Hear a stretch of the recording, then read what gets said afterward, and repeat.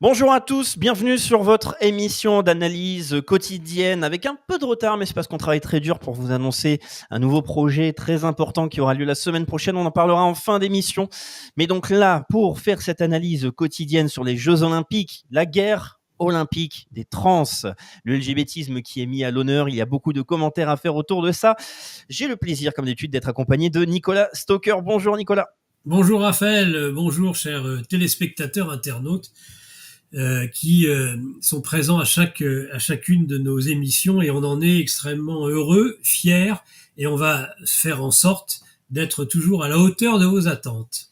Exactement. Et si vous voulez que l'on puisse continuer toutes ces émissions et monter en qualité, en gamme, etc., ben, pensez directement à mettre le pouce, à partager la vidéo sur vos réseaux, à mettre des commentaires une fois que la vidéo est terminée pour augmenter l'exposition de nos contenus. C'est très important et ça nous fait plaisir. Surtout que, en plus, vos commentaires sont toujours très pertinents et permettent de développer de nombreux débats importants aujourd'hui. Alors, donc, comme vous pouvez le voir, oui, c'est le grand sujet. C'est parmi tous les grands sujets, il y aura plein de détails que l'on va développer par rapport à ces magnifiques Jeux Olympiques. Eh bien, Nicolas, apparemment, tu souhaites te concentrer sur un petit aspect historique qui est un peu mis en avant, un peu mis à l'honneur aujourd'hui, qui semble nous frustrer, ou en tout cas frustrer beaucoup de peine à jouir, beaucoup de personnes qui ne vivent pas dans la modernité, c'est-à-dire l'évolution et la victimisation du LGBTisme, parce que notre pauvre communauté LGBT, qui veut s'exposer absolument partout, eh bien malheureusement se retrouve persécutée aujourd'hui. Donc quel est le problème, Nicolas ? Mais d'abord, cette espèce d'orgasme permanent dont nous abreuve France Info.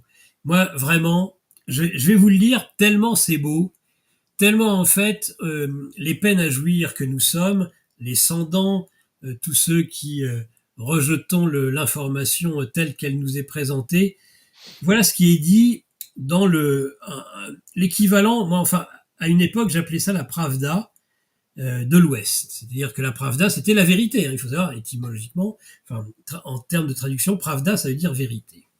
Et donc la vérité, quelle est la vérité de l'Ouest aujourd'hui, sachant qu'on vit une véritable inversion des pôles, où l'Ouest est à l'Est et l'Est est à l'Ouest, par rapport à 1991, la chute du mur de Berlin, le monde bipolaire, enfin, moi ce qui m'a structuré, alors c'est peut-être pas le cas de tous nos internautes, c'est pas ton cas Raphaël qui est...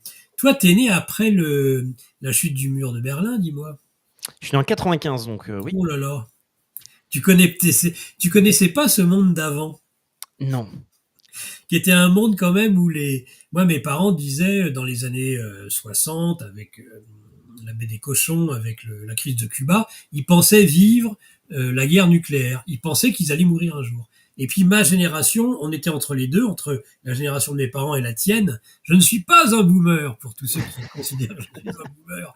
Je suis entre les deux, justement, entre les boomers et ceux qui ont été sur la manif pour tous, qui avaient tant influencé Poutine en disant la France n'est pas perdue.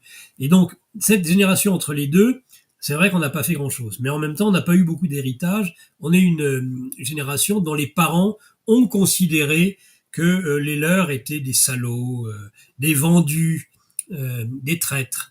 Et donc, eux allaient nous expliquer ce que allait être l'héritage de demain. Donc, ils ont coupé avec le passé, avec tout le passé. C'est un deuxième... Mai 68, faut bien l'entendre, comme étant l'achèvement de 1789-1793.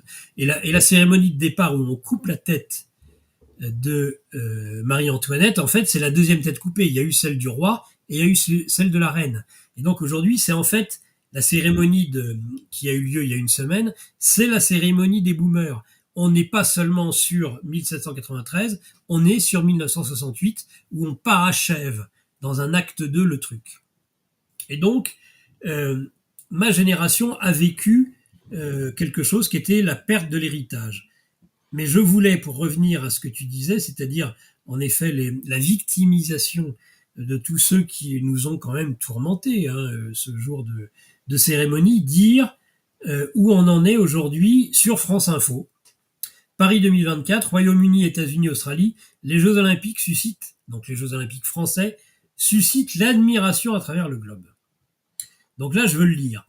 Les superlatifs s'accumulent depuis le début des Jeux Olympiques. Aux yeux des médias étrangers, la capitale française est devenue la star de ses propres Jeux.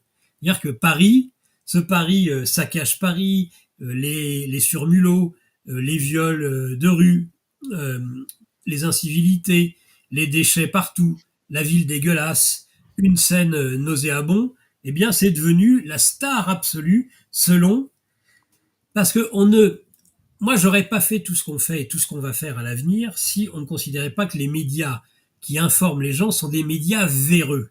Et donc, s'il y a des médias véreux, il faut que nous corrigions cette information, mais il faut donner en pâture cette information telle qu'elle est développée. Donc, sur France Info. Paris est une fête dont la clameur résonne tout autour de la planète. Non, mais c'est formidable. En plus, ils font des rimes, ils font des quatrains, des alexandrins dans leur propagande. Des journalistes étrangers en passant par les athlètes, tous sont conquis par les lieux mythiques de ces Jeux Olympiques. Lieux mythiques de ces Jeux Olympiques. Non, mais c'est extraordinaire. C'est France Info. Là, on est sur la propagande, mais plus. On n'a jamais vu ça. Moi, c'est un véritable délice. Même les Britanniques, vous voyez, on est encore les lieux mythiques de ces Jeux Olympiques. Même les Britanniques. C'est énorme. Même les Britanniques qui ont accueilli les Jeux de Londres en 2012 admettent avec difficulté que Paris est à tomber par terre. Un cadre somptueux et des Français heureux. Donc nous, qui sommes des peines à jouir, nous ne sommes pas les Français heureux. Un fait si rare que plusieurs médias étrangers s'amusent à le souligner. La plus grosse surprise des JO, même les Français ne trouvent pas de raison de se plaindre. Même Magnifique. Les Français ne trouvent pas de raison de se plaindre. Les supporters gaulois, les fameux Gaulois réfractaires, toi qui commences en général notre revue de presse par les peines à jouir, les Gaulois réfractaires. Même écoute, c'est pour toi ça. Même les Gaulois, les supporters gaulois réputés pour leur snobisme. Mais oui, t'es pas un gueux incendant, en fait, t'es un snob. C'est-à-dire qu'en plus, ils inversent tout.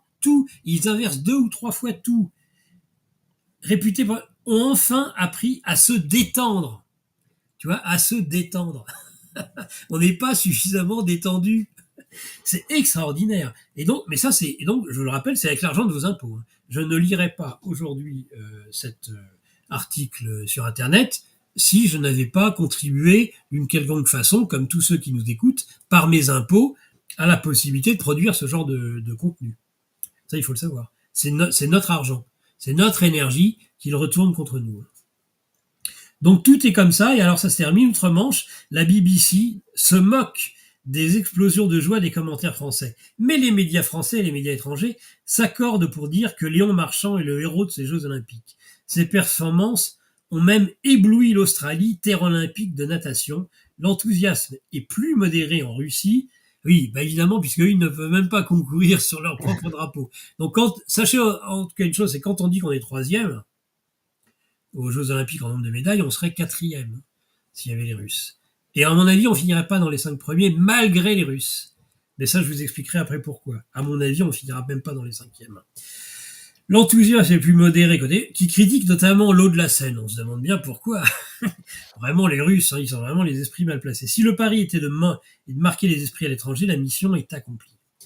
Donc, c'est pour dire combien nous, les peines à jouir, finalement, nous sommes complètement à contre-courant. C'est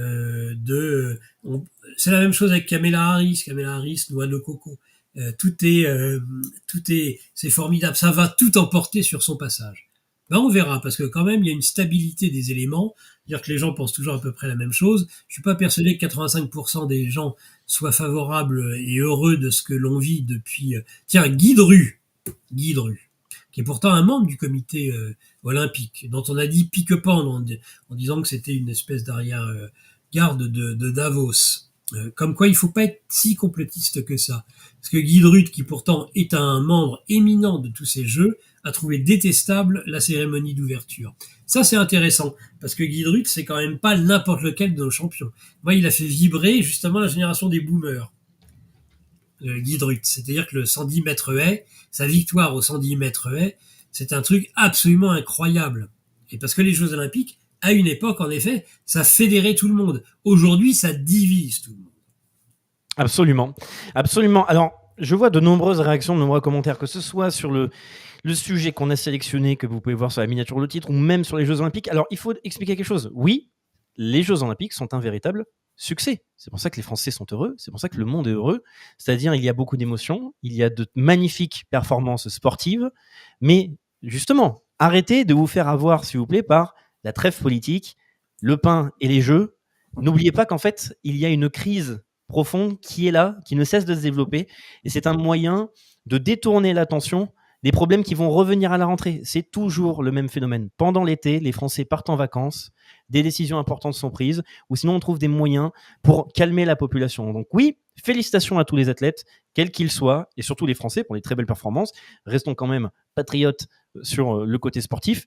Cependant, là, par exemple, tu as parlé donc de l'Australie, qui parlait justement des épreuves de natation. Eh ben, qu'est-ce qui se passe avec notre magnifique projet de dépollution de la Seine à 1,4 milliard d'euros?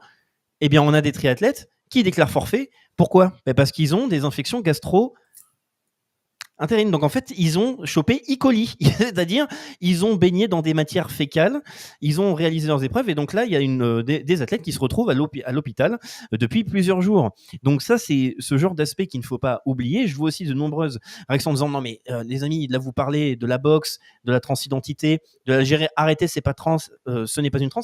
En fait, ce n'est pas le sujet. Je vais me permettre un petit commentaire, je ne vais pas être trop long. Vous savez, dans l'histoire, il y a toujours eu deux écoles qui s'affrontaient en termes de droit. Il y avait ce qu'on appelait l'école sabinienne et l'école proculienne. Et en fait, ces deux écoles, l'école sabinienne faisait partie de ce qu'on appelle les analogistes. Et les proculiens, c'était ce qu'on appelle les anomalistes. Ce sont deux manières différentes de voir le monde et d'appliquer le droit. Pour les analogistes, ils s'arrêtent sur une règle universelle, sur du droit universel, c'est-à-dire ils veulent impliquer une donnée qu'on va utiliser pour se baser, pour prendre des décisions, analyser un problème. Les proculiens, c'est-à-dire les anomalistes, vont s'arrêter sur le cas, le fait, pour essayer de prendre une décision.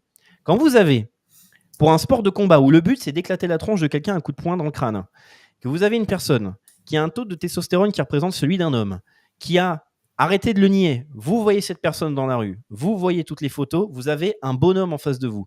Pensez à la densité osseuse, la densité musculaire, les articles, à voir ce qui est confirmé ou non, mais les articles qui montrent qu'apparemment, au-delà des tests de genre qui ont été échoués, parce qu'il y a aussi, il n'y a pas qu'une Algérienne, il y a aussi une Taïwanaise qui justement va se retrouver aussi en finale. Vous allez avoir deux personnes qui, quand vous vous arrêtez sur les anomalies, sur les faits, vous avez en fait génétiquement, biologiquement, deux personnes qui se rapprochent plus des hommes que des femmes au niveau de leur génétique. Vous avez aussi les fameux chromosomes XY. Vous avez des femmes qui se font éclater la tronche en 50 secondes et qui abandonnent parce qu'elles se font détruire par des personnes qui sont dopées.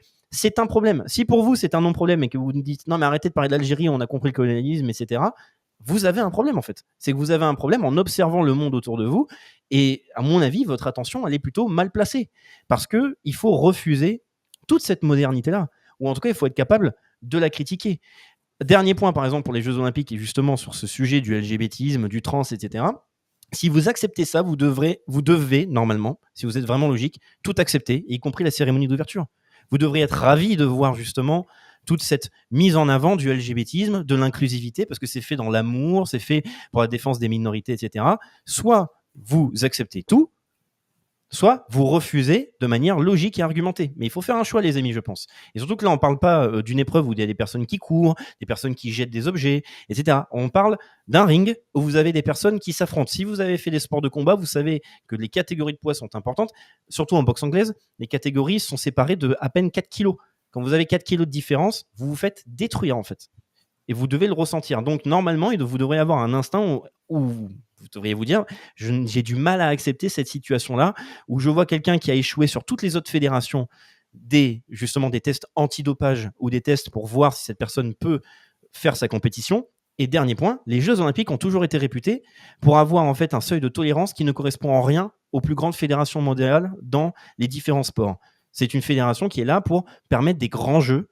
Et c'est une catastrophe pour les athlètes. Si vous aimez le sport, si vous aimez les athlètes ou les sports de combat, cette situation devrait vous révulser. Et ce n'est pas une question de cette personne est algérienne, parce que vous inquiétez pas, notre cher camarade Iman Khelif va combattre aussi un autre bonhomme taïwanais. Vous allez pouvoir voir, regardez le physique des deux.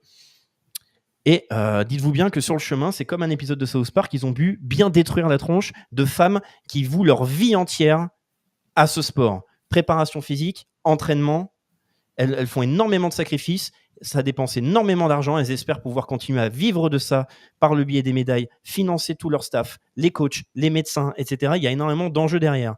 Et dans tout ce sujet du sport et du LGBT, vous l'avez, comme je l'ai dit, dans les sports de combat comme c'est pas la fédération de l'UFC, mais c'est dans les arts martiaux mixtes, vous l'avez dans la natation, vous l'avez dans la course, etc. C'est déjà présent aux États-Unis. Vous avez des hommes qui sont nuls dans le monde des hommes, qui viennent dans le sport féminin, et on doit l'accepter aujourd'hui. C'est l'imposition de l'agenda LGBT, et qui ruine les objectifs et le destin des femmes qui vouent leur vie entière à une discipline ou un sport. C'est honteux. Et vous devriez, normalement, vous révulser, surtout quand on parle de coups de poing dans la tronche sur une autre femme. Voilà. Donc, sujet clos pour ce point-là. En tout cas, voilà mon avis. N'hésitez pas à dire si vous êtes en désaccord. Le tout, pour moi, c'est d'argumenter. Mais pour moi, ça me semble absolument ridicule. Surtout que, les amis, préparez-vous. Je ne sais pas si vous avez pu voir, et j'en ai parlé à Nicolas qui n'était pas au courant. La cérémonie de clôture, on a déjà donné les informations. C'est-à-dire que Thomas Joly a dit qu'il allait faire une cérémonie dystopique. On a eu l'affiche directement de promotion de la cérémonie clôture qui nous annonce une apparition d'un ange déchu absolument exceptionnel. On en parlera plus tard ou peut-être pour une autre émission quand on s'en approchera. Mais voilà pour le sujet de l'inclusivité. C'est un monde qu'il faut absolument refuser. Si vous autorisez un peu ce terrain-là, vous devez normalement, logiquement, tout accepter. Voilà. Nicolas, je ne sais pas si tu as un commentaire. Oui, j'ai plusieurs commentaires. Avant de venir sur la victimisation finalement de tous ceux qui ont organisé cette cérémonie d'ouverture, c'est très amusant et on va le voir. On va voir comment ils sortent tous leur porter plainte. Avant, peut-être revenir sur le côté vieux de la vieille qui est ma marque de fabrique sur GPTV, où en général on a affaire à des jeunes, moins jeunes. Mike Borowski n'est pas le plus jeune, et des gens comme moi. Et donc les plus jeunes, en effet, c'est plutôt Raphaël, Franck et ceux qui y arrivent. Oui, il fut un temps où l'on disait toujours la France n'a très peu de médailles.